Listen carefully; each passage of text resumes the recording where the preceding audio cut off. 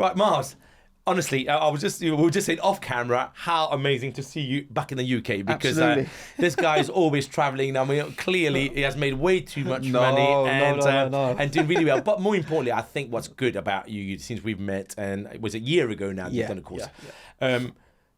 What I liked about a lot of the guys that I work with is action takers. Absolutely. So Mars, give us a bit about background about you, because you've got a fantastic background with finance, selling your business and stuff. So just give us a quick update about a background about where you've come from and why property now. So I started a finance company at 25.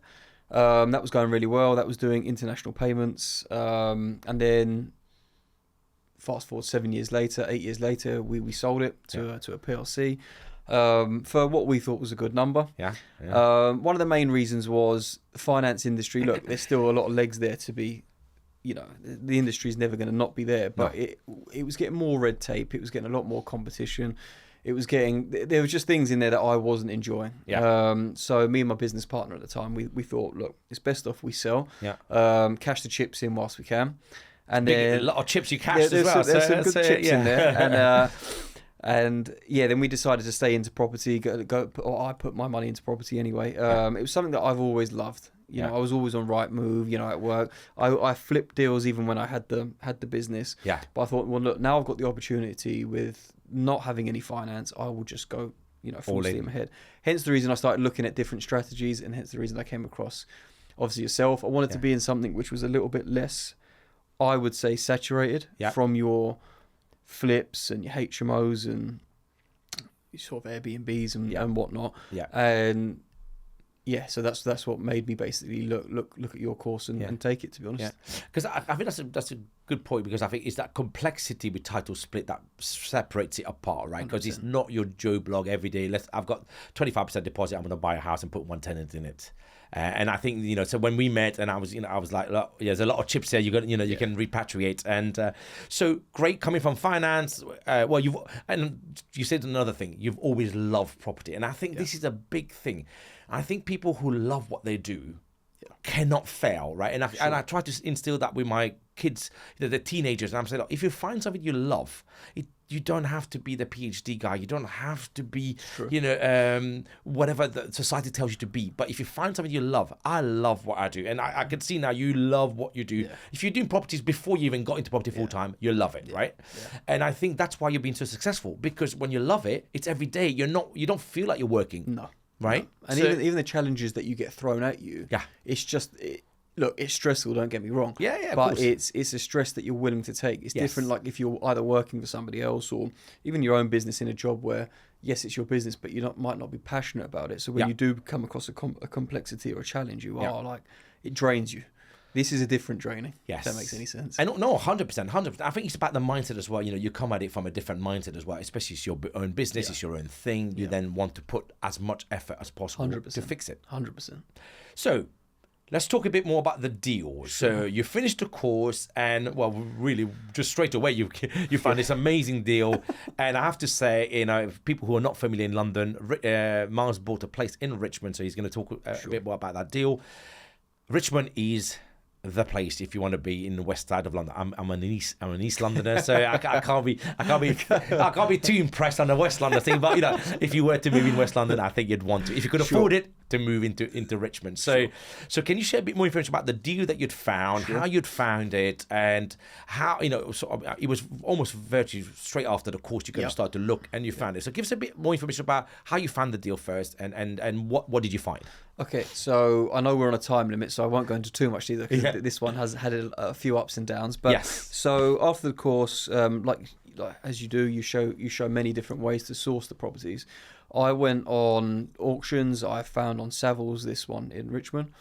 It initially was 4 flats. It started off as 2 studios. 1 studio, 2 1 beds, and a 2 bed. But when I went in there, you could just see this was just completely not figured correctly. I actually, in all honesty, think it was illegally converted. But that's a conversation for another day. So we went in there, and I just thought, no. And I thought I'd actually make more money by reducing it to 3 flats, but making it bigger. And then the top 2 flats, the studio and a 1-bed, I actually amalgamated as one to make a duplex. So this deal cost me $1 million to buy.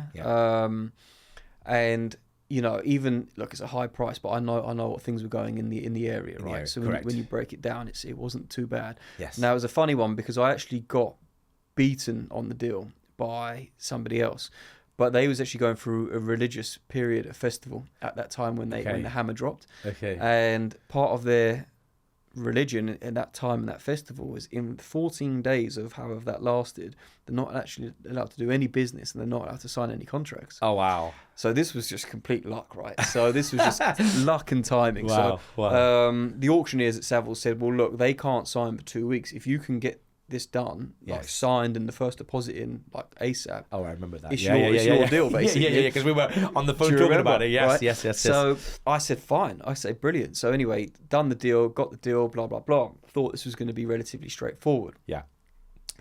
Now the complexities come into plan.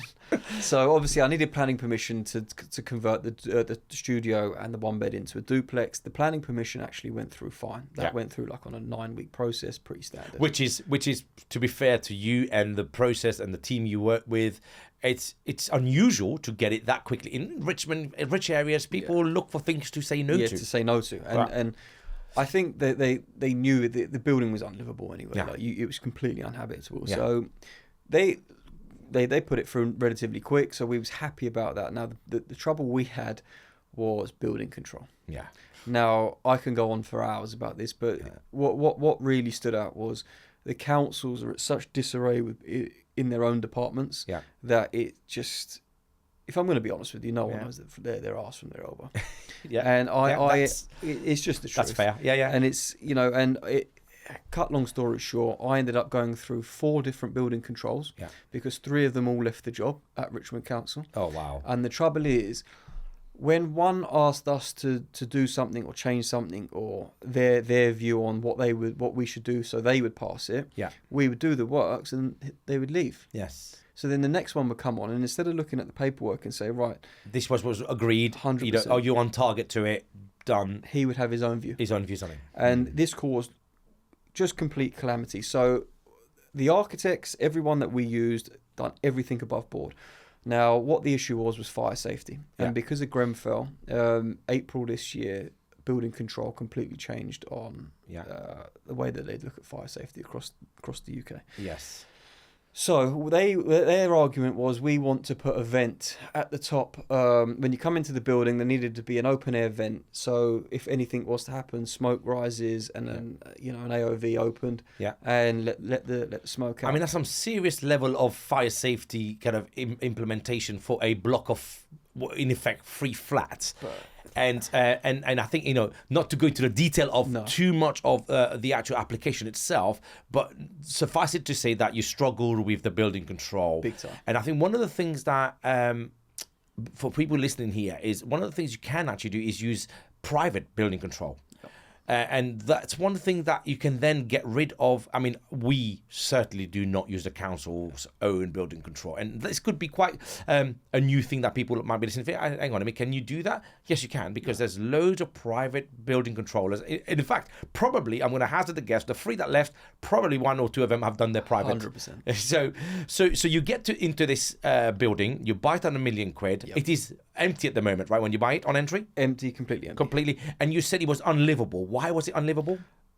No kitchens. One toilet in one flat, not in the others. It was a mess inside. Okay. So here's a question for you then, that people will probably be thinking, God, you spent £1 million on something that sounds terrible. Yeah. So what did you see? How did you compute these numbers? And what were you thinking of?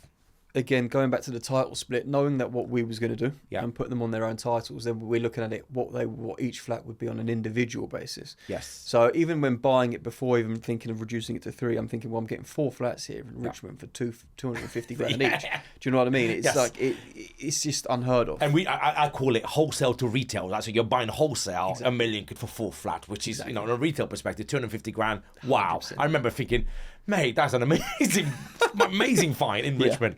Yeah. Okay. If I could find a few more of them, I would be over the moon, if I'm honest. But so then look, I did all the works up, and then so you're in for £1 million, 4 flats. GDV is what at that time on entry? When you're thinking 250 on entry, you're getting 4 flats, 250 each. What did you think the GDV was going to be on entry? Thought that we'd be more at about 1.5 million. Yes, I recall that number. But luckily, we got higher than that on end value because of because we reduced it. Well, I reduced it to being a duplex. Yeah. That then obviously increased the square footage of one flat because obviously you're combining the two. Yes. A much nicer living space, blah, blah, blah. So to give you the numbers, the new duplex was valued at 700 to 725. Wow. So let's just go at 700. Yeah. The one bed in the middle was a nice size. That got valued at 500. And then the one bed basement with a garden, ensuite, separate bathroom, lovely living space. This one was done really high spec, to be honest. That's worth anywhere between 5 to 550. But again, I'll just give you the worst case. So we're saying that 1.7 million GDV is GDV, yeah. And how much cost have you now spent? So you bought that $1 million. Yep. How much have you spent and to get this valuation of 1.7? So even with the extra building control nonsense, I know. We had a conversation. You were like pulling your hair out. Pulling my hair out. God, right? Because it was never ending. But it was all in at 220.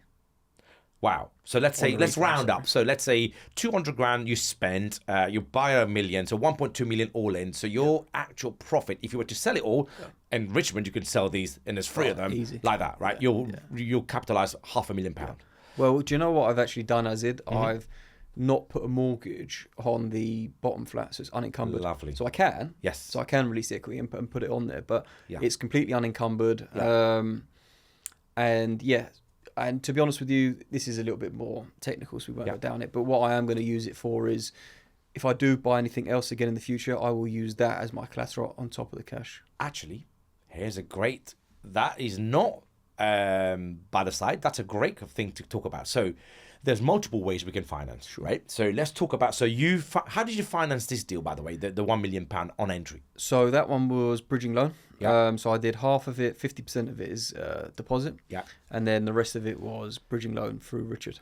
And do you remember we had that conversation? I said, look, you had enough money to not borrow too much. Yep. So reduce your cost. Yep. And that seemed to have worked out quite well. So you've not end up spending too much money on the bridge. Yep. And from the time you bought it to the time you've kind of got the valuation at 1.7, how long has that taken? Bearing in mind all the hassle you've had to deal with the built-in control. It should have taken, without the hassle, it should have taken about 8 months. Yeah. With the hassle, it ended up taking about 1 year and 2 months. Okay. 1 year and 3. So let's say it's a year-ish to make £500,000. Yes, I think most people listening to this will be thinking, or watching this will be thinking, do you know what? My heart bleeds for you, Miles. Really, how did you, cope with yourself on that?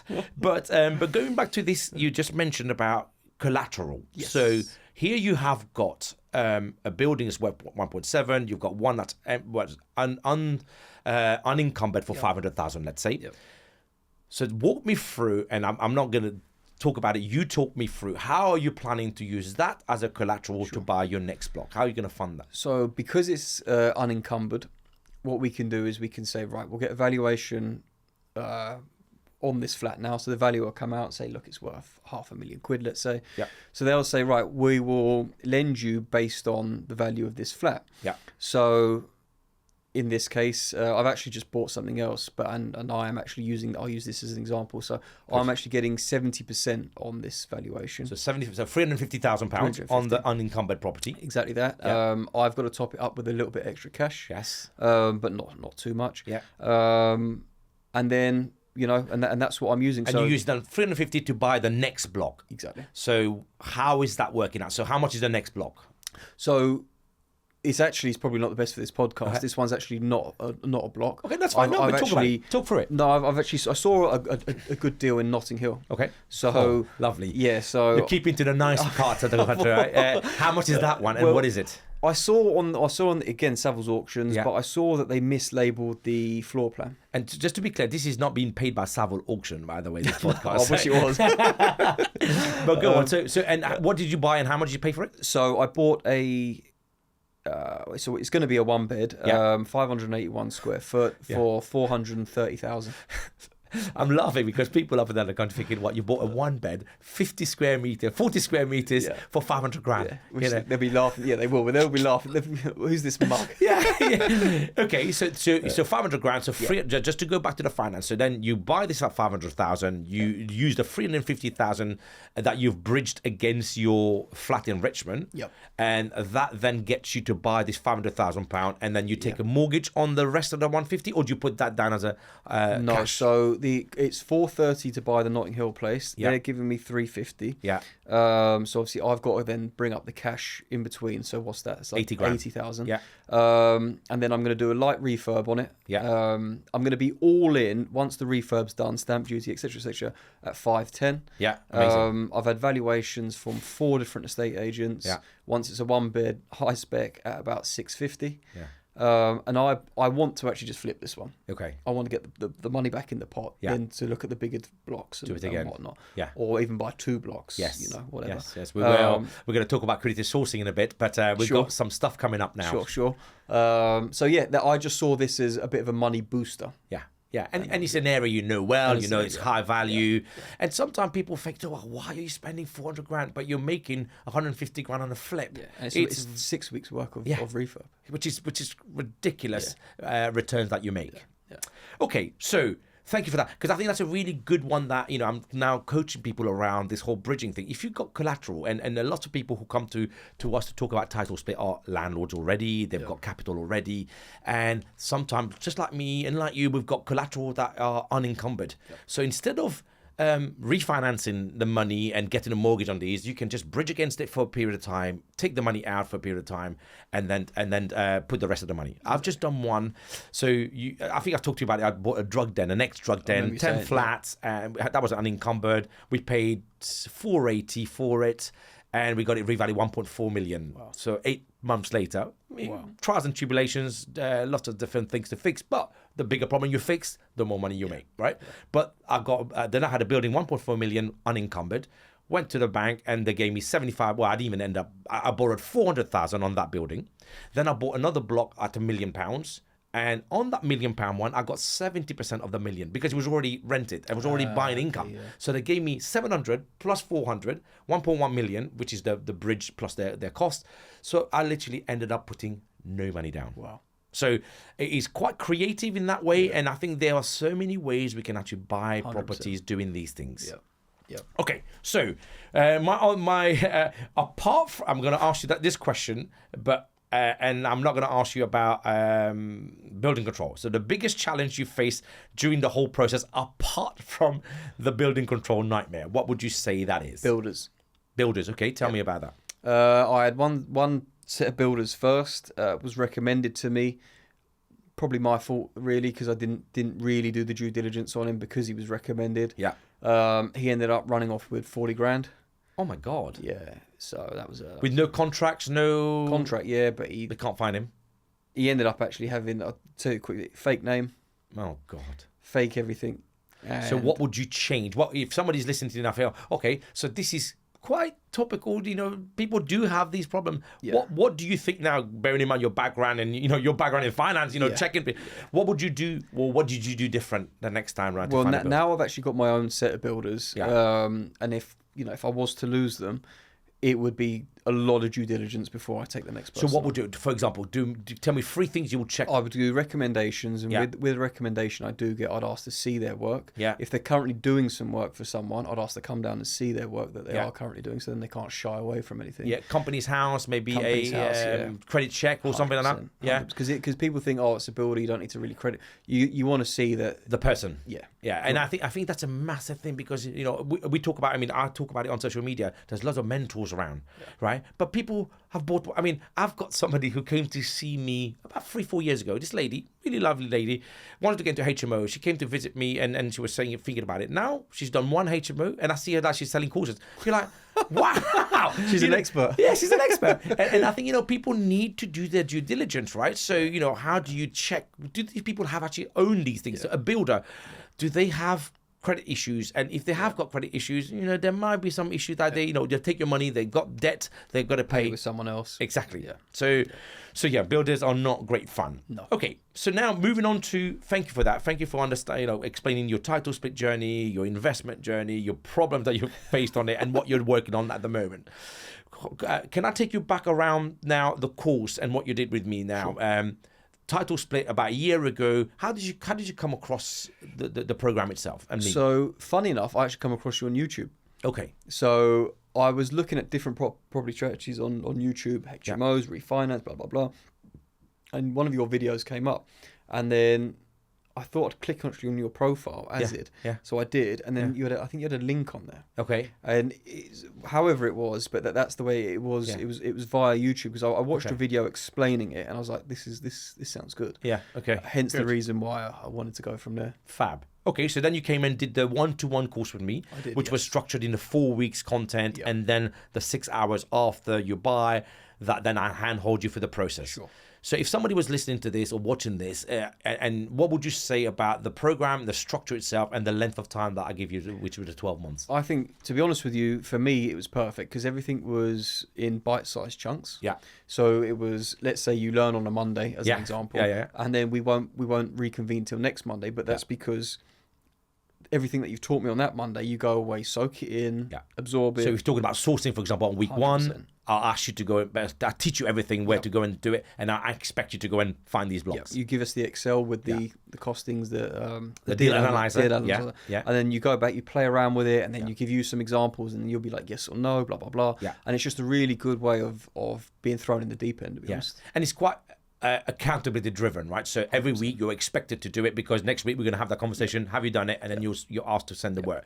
So I think that's one of the things that I think works really well for people, because you are going to expect it to have done something and then and come to the table with it. Well, for me, I'm someone that learns by hands on. Yeah. I'm not someone just sits there, just read a book and then you learn. I need to be thrown in. I need to make the mistakes. I need to say, no, you've actually done that wrong, Miles. And that's what you did. Okay. So how much has, now doing so you come from finance, how much, having done the course and started to do more property full time, has that helped you to achieve your financial goals, doing the title splitting course and doing all of that bit? To be honest with you, massively, because you can look. I treat some people, look at property in different ways, but I treat it as a business, because it is a business. It is, and absolutely. This is going to be a full time income for me, right? So I've got to buy the right deals that cash flow, or if you're flipping, it's got to have the right margin. Yes. So everything now is really good on that front. Amazing. And because on week 1, hour 1, we talk about financial goals and expectations and where you want to be in 10 years from now. Yeah. Do you see that now? Well, I think I know the answer, but do you see yourself hitting that milestone probably earlier? Probably earlier, to be honest with you, because now luckily, touch wood, I've got a bit more capital still. Yeah. I can accelerate the purchasing. Yeah. So I'll probably get to that goal a bit quicker than initially thought. Amazing. That's music to my ears, man. And that's probably not the reason why I've invited you. There's loads of people coming after you, sure. I think you are a doer. You make decisions well, and you execute. These are the things that matters. Lots of people say, my biggest bugbear when people say, or people in my network, they say, oh, yeah, I thought about properties 20 years ago or 25 years ago. I said, well, did you do something about it? No. Okay, well, then what's the point of even saying it? You've got to pull the trigger. Got to pull the trigger. You have to pull the trigger. So my last question for you, Miles, is people say, or I want to ask, is Azid for real or another social media wannabe? What would you say to that? He's 100% real. He's, to be honest with you couldn't be more real, mate. I mean, compared to a lot of what's out there, and I've seen a lot of what's out there. You're 100%, mate. You're accessible on WhatsApp. You could phone call away, an email away if you're doing old school stuff, or if you just generally need some advice or some help or whatever, you're always there. So you're 100% real. Amazing. But listen, thank you for taking the time. I really appreciate the fact that you've come all the way from the nice part of Richmond to come here. But and I look forward to obviously hosting you the next time once we've seen you make 150 grand in 6 weeks. By all means, we get the keys next week, so feel free to come down whenever you want. I'm definitely going to be down there having a coffee with you in Notting Hill. 100%. Thanks, Miles. Thanks for coming, mate. Take care.